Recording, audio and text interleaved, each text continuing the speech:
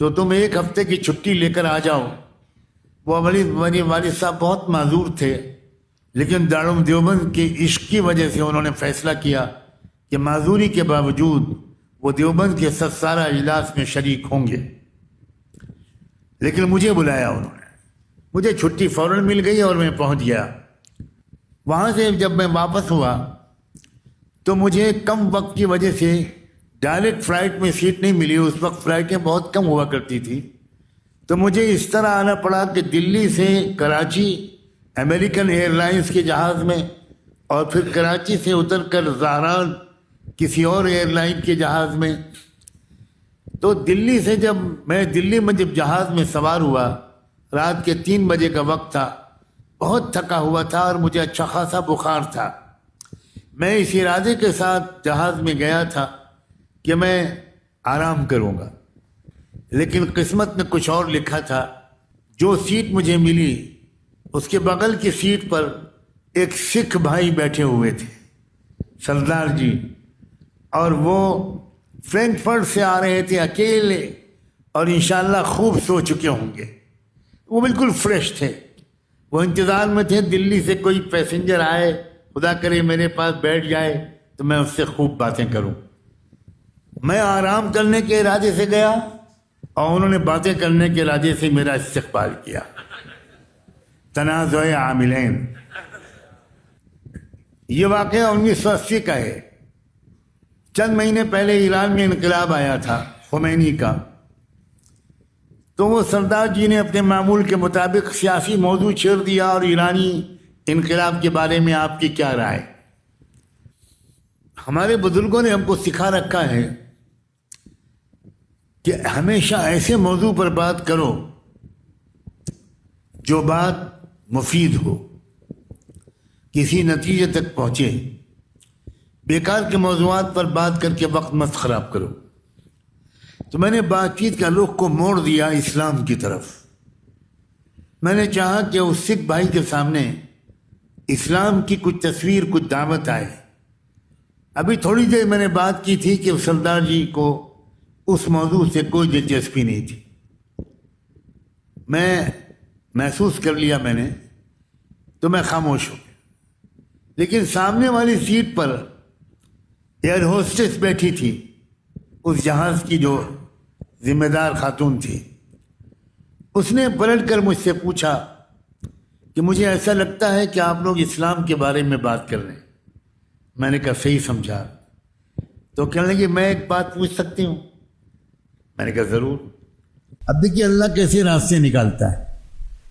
اس نے کہا کہ میں 2-3 سال سے اسلام کے بارے میں کچھ اسٹڈی کر رہی ہوں، پڑھ رہی ہوں، اور مجھے کئی چیزیں بڑی اچھی لگتی ہیں، لیکن ایک چیز نہیں سمجھ میں آتی، پردہ۔ یہ پردہ جو آپ کے ہاں ہے، اس نے گویا 50% آبادی کو 4 دیواروں کے پیچھے قید کر دیا ہے۔ یہ کہاں کا انصاف؟ ہمیں بزرگوں نے سکھایا کہ جب کوئی سوال کرے تو اپنے علم پر بھروسہ مت کرنا، اللہ کی طرف متوجہ ہو جانا، اور دعا کرنا کہ اگر اس سوال کا جواب دینے میں خیر ہو تو جواب دینے کا ارادہ دل میں ڈال دیجئے، اور صحیح جواب بھی القاء فرما دیجئے۔ ایسا جواب میرے ذہن میں آیا جو اس سے پہلے کبھی نہیں آیا تھا۔ میں نے کہا کہ میں آپ کو آپ کے سوال کے جواب میں ایک واقعہ سنانا چاہتا ہوں جو آپ کے ہی ملک امریکہ میں ہوا تھا 1972 میں۔ اور اس میں واقعہ یہ تھا کہ ایک صاحب اپنی کار میں بریف کیس میں رکھ کر نکلے لاکھوں ڈالر کے ہیرے جواہرات اور زیورات، اور ایک چوراہے پر رات کے 12-1 بجے جب بالکل خالی تھی سڑک، انہوں نے ایک چوراہے کے پاس کار روکی اور بیچ چوراہے پر بریف کیس کھول کے رکھ دیا، اور کنارے ہی ان کا مکان تھا۔ وہ اوپر جا کر انہوں نے بالکنی سے جھانک کر دیکھنا شروع کیا، اپنا کیمرہ لے کر کھڑے ہو گئے۔ دیکھا تھوڑی دیر کے بعد ایک اور گاڑی آئی، گاڑی والے نے بریف کیس کو دیکھا تو اس نے اپنی گاڑی روکی، قریب گیا، چاروں طرف دیکھا، بریف کیس اٹھایا بند کیا، اپنی گاڑی میں رکھا اور تیزی سے بھاگا۔ تو اوپر سے اس نے کیمرے سے فوٹو بھی کھینچ لیا، پولیس کو فون بھی کر دیا۔ امریکن پولیس نے اگلے ہی چوراہے پر اس بریف کیس لے کر بھاگنے والے کو گرفتار کر لیا، پکڑ لیا۔ اس کے بعد اس کا کیس چلا تو میں نے اس سے کہا کہ آپ کے ہائی کورٹ نے، ہیوسٹن کے ہائی کورٹ نے یہ فیصلہ کیا کہ مجرم وہ نہیں ہے جس نے کھلے ہوئے بریف کیس کو اٹھایا، مجرم وہ ہے جس نے بریف کیس کو کھلا رکھ دیا۔ اب میں نے کہا آپ سمجھیے آپ کے سوال کا جواب۔ تو 1-2 منٹ تو وہ تھوڑی پریشان سی رہی، اس کے بعد ایک دم اچھل گئی۔ میں نے کہا میں آپ کو سمجھانا ہی چاہتا ہوں کہ عورت اور لڑکی اسلام کی نظر میں کروڑوں ڈالر سے زیادہ قیمتی ایک ہیرا ہے، ایک زیور ہے، ایک گولڈن جیول ہے۔ اب اگر کوئی لڑکی اپنے آپ کو کھلا ہوا پیش کرتی ہے تو آپ کے ہائی کورٹ کے فیصلے کے مطابق اگر کوئی لڑکا سیٹی بجاتا ہے، کوئی لڑکا اس لڑکی کو چھیڑتا ہے، تو آپ کے ہائی کورٹ کے فیصلے کے مطابق مجرم وہ لڑکا نہیں ہے بلکہ مجرم وہ لڑکی ہے جس نے اس لڑکے کو دعوت دی، جس نے اپنے کو اوپن کیا۔ یہ ہے پردے کا فلسفہ۔ پردہ اس لیے ہے کہ اسلام لڑکی اور عورت کو ایکسٹریملی عزت اور ڈگنیٹی کی نظر سے دیکھتا ہے۔ اسلام برداشت نہیں کرتا کہ کسی ماں بہن کو بری نظر سے دیکھا جائے۔ یقین کیجئے کہ جب میں یہ بات بیان کر رہا تھا تو وہ حیرت میں تھی، اور اس نے کہا کہ میں سچ کہتی ہوں کہ آج میں قائل ہو گئی، اسلام کا یہ حکم بالکل انصاف کے مطابق بالکل صحیح ہے۔ لیکن مسئلہ یہ ہے، اس نے کہا کہ اب کراچی ایئرپورٹ آنے والا ہے، آپ اتر جائیں گے۔ میرے ذہن میں کئی سوالات ہیں۔ میں نے کہا کہ میں تو اسٹوڈنٹ ہوں، میرے پاس کوئی موبائل یا کوئی فون تو ہے نہیں، اس وقت تو شاید موبائل نکلا بھی نہیں ہوگا۔ تو میں نے کہا کہ میں جس ہاسٹل میں رہتا ہوں مدینے میں، اس کے جو وارڈن، چیف وارڈن کا جو آفس ہے، اس کا فون نمبر میں آپ کو دے دیتا ہوں۔ آپ کو جب کوئی بات پوچھنی ہو آپ مجھے کال کر لیں، تو میں کوشش کروں گا کہ آپ کے سوال کا جواب دوں۔ اگر نہیں معلوم ہوگا تو میں سوری بول دوں گا۔ اگلے 3-4 مہینے تک ہر مہینے میں 1-2 مرتبہ اس کا کال آتا تھا، کوئی سوال پوچھتی تھی وہ بچی، میں اس سوال کا جواب دیتا تھا۔ سنانا علماء آپ کو یہ ہے کہ 27 رمضان کی رات میں اس اللہ کی بندی کا فون آیا، اس نے یہ بتایا کہ میں اس وقت مسلم کمیونٹی سینٹر آف شکاگو میں بیٹھی ہوئی ہوں، اور میں نے ابھی کلمہ پڑھا ہے اور میرا نام فاطمہ رکھا گیا ہے۔ علماء آپ حضرات سے میں گزارش کرتا ہوں، دعوت کا مزاج جو ہوتا ہے وہ کسی سے مایوس نہیں ہونے دیتا۔ اللہ مقلب القلوب ہے، یجتبی الیہ من یشاء ویہدی الیہ من ینیب۔ آپ تو نوجوانوں کے لیے اپنے سینے کو کھولیں اور پوری امت کے تمام مسالک کا احترام کریں، سب کو جوڑیں۔ سب کے اندر کچھ خوبیاں ہیں، سب کے اندر کچھ کمیاں ہیں۔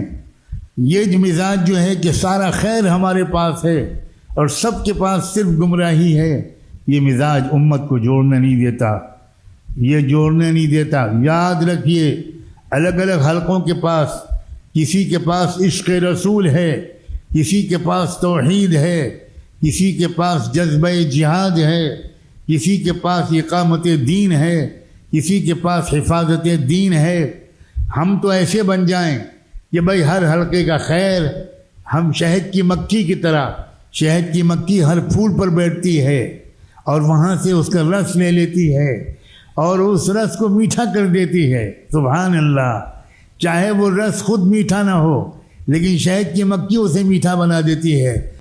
اگر ہماری عقل سلیم، فکر پختہ ہو جائے تو ہم امت کے مختلف حلقوں سے خیر لے سکتے ہیں۔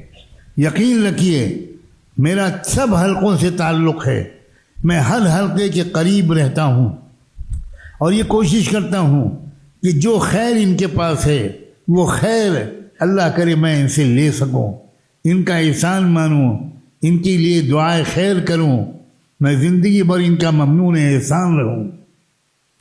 امت ایک ہی حلقے کا سے کبھی نہیں بن سکتی، امت تو بنے گی ہی مختلف حلقوں کی۔